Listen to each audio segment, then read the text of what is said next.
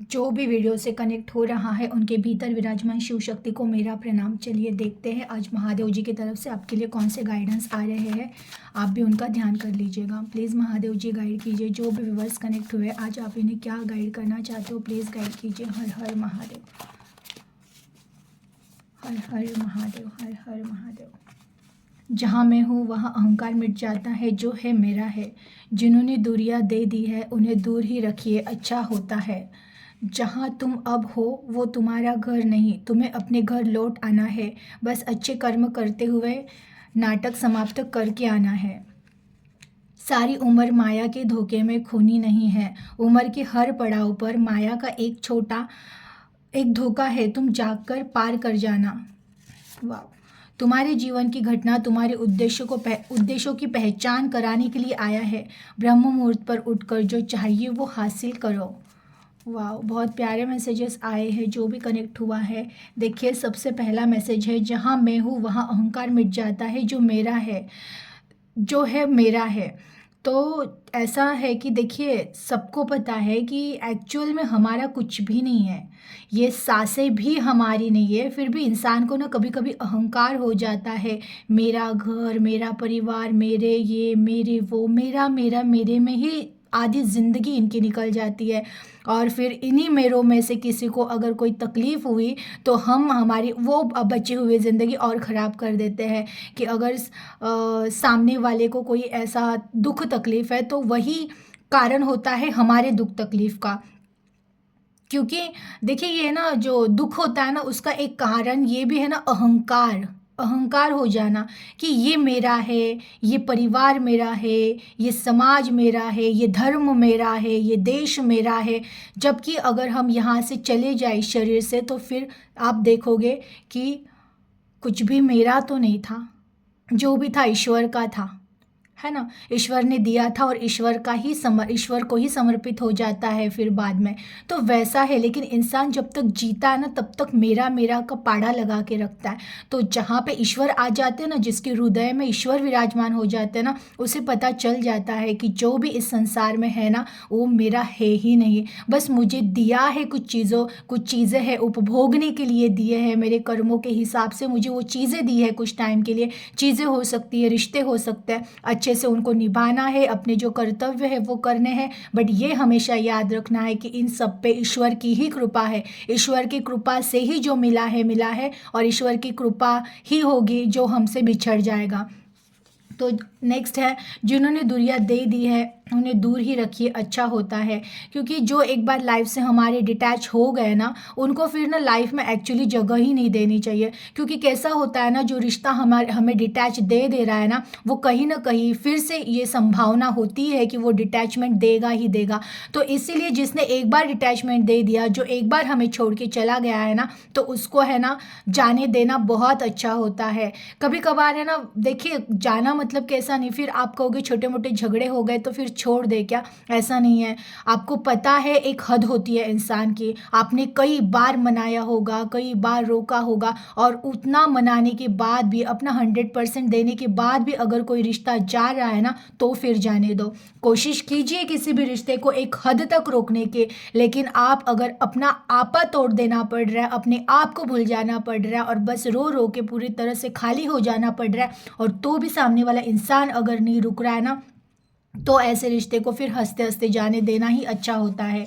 जहाँ तुम अब हो वहाँ वह तुम्हारा घर नहीं है, तुम्हें अपने घर लौट आना है।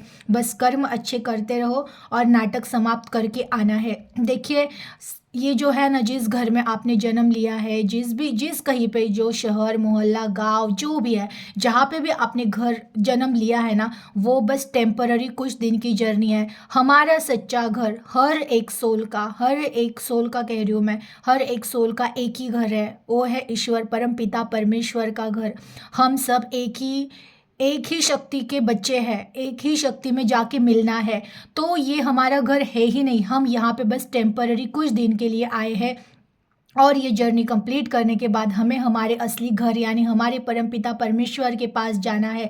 तो ये वहाँ से महादेव जी की तरफ से मैसेज आया ना कि तुम इस घर को ही पूरी तरह से अपना घर समझ कर ना ज़िंदगी जीना मत छोड़ देना। आपको उस घर में भी ज़िंदगी जीनी है। जो भी चीज़ें हैं उसको प्रैक्टिकली सहना है। अगर अच्छा हो रहा है तो अच्छी बात है, बुरा भी हो रहा है तो इसमें भी कुछ ना कुछ ऐसा है जो आगे जीवन को लेकर जा रहा है। किसी भी चीज़ में अटकना नहीं है और हमेशा याद रखना है ये घर में भी एक ड्रामा चल रहा है।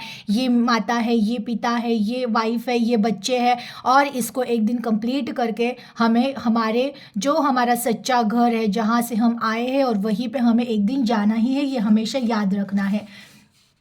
सारी उम्र माया के धोखे में खोनी नहीं है। उम्र के हर पड़ाव पर माया का एक धोखा है, तुम जाकर पार कर लेना। आपको पता है जब से हम जीवन में आते हैं तब से लेकर हम जब इस जर्नी को कंप्लीट करके जाएंगे तब तक ना हर एक एज में कुछ ना कुछ ऐसे हो रहा होता है जहाँ पे हम माया में और अटकते जाते हैं। कहीं ना कहीं और रिश्ते, कहीं ना कहीं और पैसों का लालच, कहीं ना कहीं और प्रॉपर्टी का लालच, कहीं ना कहीं दूसरों को देखकर कंपटीशन, वो ऐसे है तो मुझे वैसे होना है। तो यानी कि ना हम हर उम्र के पड़ाव में ना माया को और ज़्यादा अपना बनाते जा रहे हैं।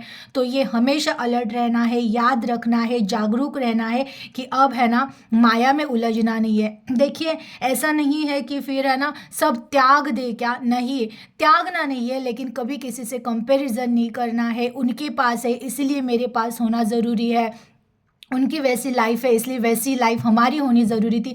ऐसी कंप्लेंट्स नहीं करनी। जो मिला है ना ईश्वर की कृपा से उसमें संतुष्ट रहिए। और हाँ, ये नहीं है कि काम करना छोड़ना है, मेहनत करनी छोड़नी, अपने आप को भी सक्सेस करने के लिए कोशिश ज़रूर कीजिएगा, लेकिन कभी कंपैरिजन मत करके दुखी होइएगा, क्योंकि कभी ना कभी हर एक चीज़ हमें वैसे भी छोड़ के तो जानी ही है। तो कितने हद तक किसी चीज़ के पीछे पड़े या पागल होकर उन चीज़ों को ही हम अपना जीवन माने। तुम्हारे जीवन की घटना तुम्हारे उद्देश्य को पहचानने के लिए होती है। जो भी जीवन में घटनाएं होती है ना, जब भी लाइफ में जो भी बहुत ज़्यादा बड़ी दुखद घटना होती है ना, वो हमेशा हमें ये कुछ ना कुछ सिखाने आती है, हमारी कमज़ोरियों पे काम करने आती है।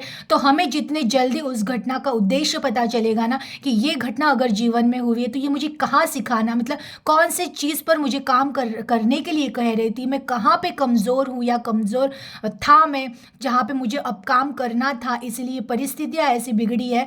तो हमेशा याद रखिएगा जब भी कोई परिस्थिति बिगड़ रही है, जब भी कोई दुख लाइफ में आ रहा है, तो समझ जाइए कहीं ना कहीं मैं अभी भी कमज़ोर हूँ, कहीं ना कहीं मुझे उस चीज़ पे काम करने की ज़रूरत है, इसी लाइफ में ये सारी चीज़ें हो रही है।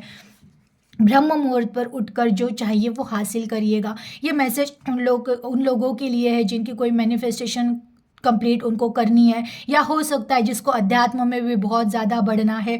तो ज़रूर अगर आप ब्रह्म मुहूर्त पर उठकर ध्यान धारणा करेंगे, मैनिफेस्टेशन अगर कोई चीज़ आपको मैनिफेस्ट करनी है तो मॉर्निंग जैसे 3 के बाद 5 बजे तक का वो समय होता है जहाँ पे बहुत ज़्यादा गहरी शांति होती है, तो हमारा बहुत स्ट्रॉन्ग कनेक्शन हो जाता है यूनिवर्स से। तो आप जितना ज़्यादा जल्दी उठ के मेडिटेशन करोगे, मैनिफेस्टेशन करोगे, वो चीज़ें उतनी ज़्यादा इफेक्टिव रहती है। एनर्जी को क्लेम कीजिएगा, अपना ख्याल रखिएगा। Thank you.